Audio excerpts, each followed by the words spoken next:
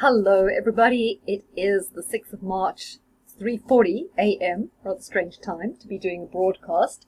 Once again, the topic on the menu is Wuhan, China and the flu. I'm going to be talking about numbers coming out of China, few bits and bobs, and then letting you know that for all you fans of pure astrology, I'm going to be looking at charts for the Spanish flu, the bubonic plague and the current flu, comparing them and looking for some insight. So that's going to be a lot more chart intensive, and I'll be doing that not with a podcast but with a proper live. So hopefully if some of you guys are watching, they'll have some questions.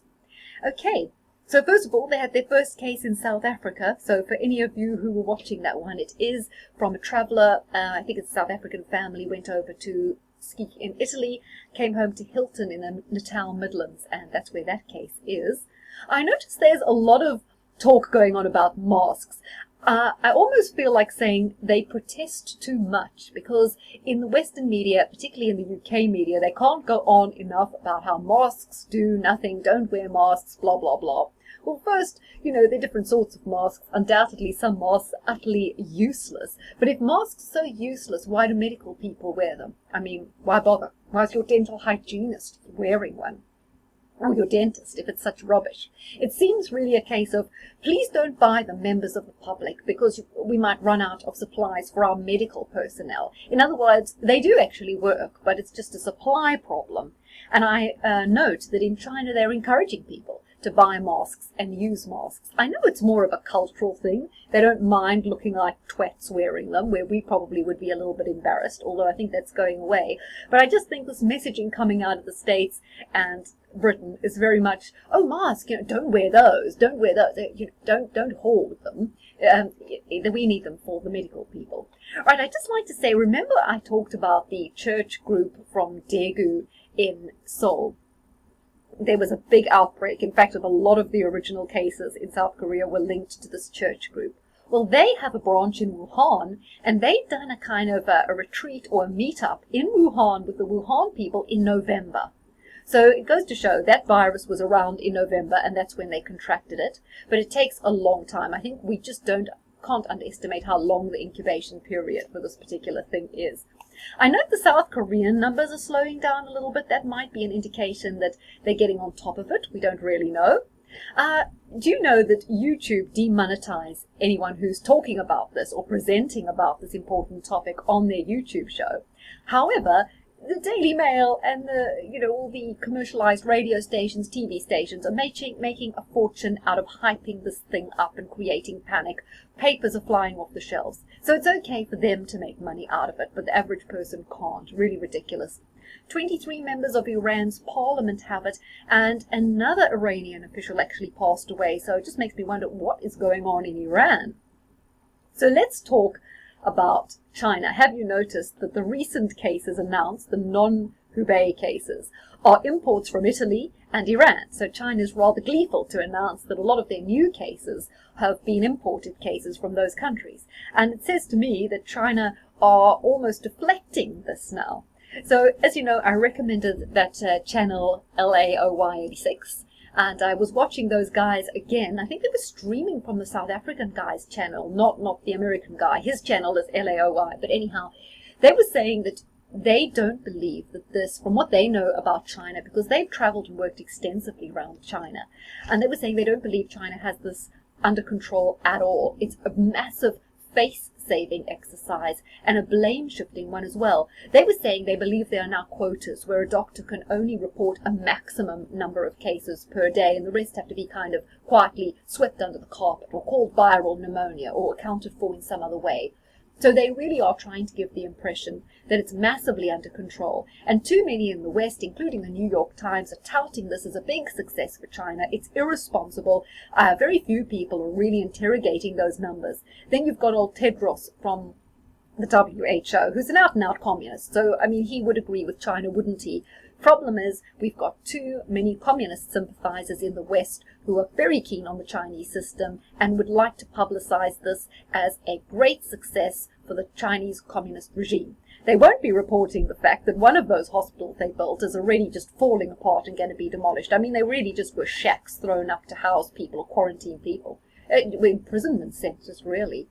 So I know that many in the West have a love affair with China and their authoritarianism, so it really suits them to report that China have got these numbers under control and not to look at it more closely. I mean, if you think about the Chinese regime, they celebrate Mao. He killed millions, tens of millions, even over 100 million, but they celebrate it because the individual is not important. The state's important. The community is important. The end goal of communism is important, right? The individual doesn't matter. The ends justify the means. And you've always got to remember when you think of people in the West who have sympathy with this kind of mentality, they also think that the individual is not important. The individual is disposable as long as they advance their agenda. That's what's important. And that's what China's doing here. If people don't get proper care, don't get proper diagnosis, that's just the individual. It doesn't matter. Saving face and promoting their worldview and advancing their worldview, much more important. I wouldn't be surprised, and the guys were saying that as well, if history is not rewritten, if in 10 years' time the textbooks are saying this outbreak started in Italy, let's reframe the whole thing as an Italian problem, right? Because all those people on their skiing trips in Italy, they were very unhygienic, they spread it around the world. I can actually see that happening and China's role in this being just wiped out. And then if there is an outbreak in China, they'll blame it on all these imported cases from Iran and Italy. I mean, that's what is happening with history all the time. We see it in many respects, history being rewritten, so why not? It's already happening. They were saying that in China, they've started running machines on production lines, so even if there's nothing being produced, they're just running the machines so they can clock up electricity, because they were saying that China feel that as long as they're showing the electricity is being used, it's giving the impression that production is up and running, which it isn't. Then they cite an example of the Chinese province of Outer Mongolia, which is a kind of sausage-shaped province that borders Mongolia. And they've got tons of these wind farms there. And although it's a very gusty, wind-swept plain, these wind turbines never really move. So when the inspector from the Chinese Communist Party was going there, they actually used engines to get the wind turbines spinning. They weren't spinning because of the wind. They were spinning because they were driving them with a motor. But at least it looked good for when the Chinese member of the Communist Party came to do an inspection.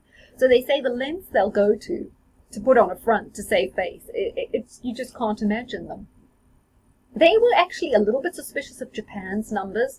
I said to you, Japan's numbers are an outlier because they're very linear. You don't get these clusters. You get kind of a consistent, a 10 here, a 15 there. Then it's very linear, the progression in Japan. And you must remember with Fukushima, there was a big cover-up over that to protect the nuclear industry. So maybe Japan's numbers are not that reliable, but and also going up fairly slowly as well.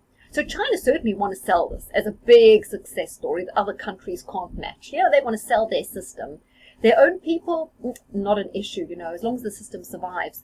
They're also saying that in China that the kind of caste system similar to India is very much prevalent. So if you are working class or even middle class, you would definitely look down or not even speak to people that are below you. They say in some places they salute you if you drive past in a car because it's still so strongly ingrained. Oh, important person, car. Yeah, I mean, it's very hard to understand it fully. So I do think as well, this whole thing with China, it's shown up that globalism is a bad thing. How can you be so reliant for your pharmaceutical precursor ingredients and things for the motor trade, your fabrics, your minerals? How can you be so reliant on a communist regime with very poor human rights? And now we hear that as I say, China make most of the precursor ingredients for pharmaceuticals. India have now cornered the pharmaceutical market. They make 90% of the world's pharmaceuticals. But now they're talking about closing up, not exporting so much because they want to keep it for their own market. So again, other countries are being caught napping. It just shows you globalism doesn't work. When crisis hits, you need to be able to know that you can source essential products, resources, inputs from your own country. If every country is so specialized that you end up relying on one for key ingredients, if things go belly up because of a pandemic, political revolution, or whatever in a certain country, where does that leave the rest of the world? I think this is going to be a good example of why being more self-contained, self-reliant as a country and ditching this whole globalism thing can only be a good thing. This shows the weakness of globalism. Of course, like I say, I think the enemy within the leftists, the progressives, the communists within our Western societies are going to love the numbers coming out in China. Did you guys see in the UK, I believe Seattle's a ghost town, but the UK, the Daily Mail, had pictures from major shopping centres like Bluewater, Lakeside, Meadowhall in Sheffield, Westerfield, and they were absolutely empty, including Oxford Street, which is like, one of the key busiest streets in London, absolutely deserted. So the fear and panic is working. What is this going to do to the retail industry? I don't know. It's going to be Armageddon. So, as I say, a couple of people were saying like America and Britain are taking this Russian roulette approach where people are basically told, accept it, you're going to get it, get on with it, there's nothing that can be done. I think America is well behind the curve. They seem to be sticking their head in the sands a lot, pretending it isn't happening, not testing, thinking they've got a grip on it.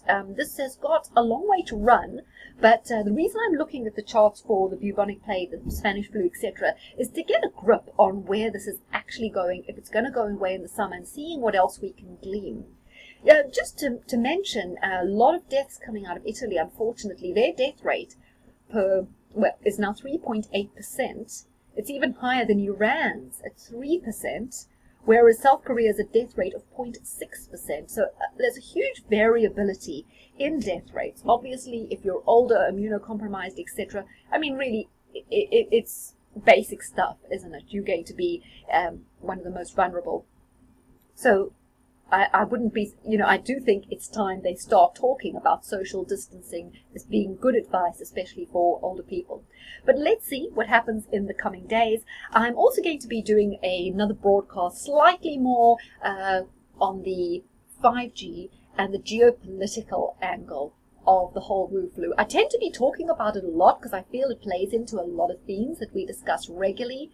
And, well, it is the biggest news story. It's something that's affecting every one of us and is going to impact our lives, if not through health, through the economy, through the disruption, through the lack of services, lack of products, the panic buying of other people. So I think it's important we all keep watching it closely and watching who's going to make their move, who's going to take advantage of this to push their agenda.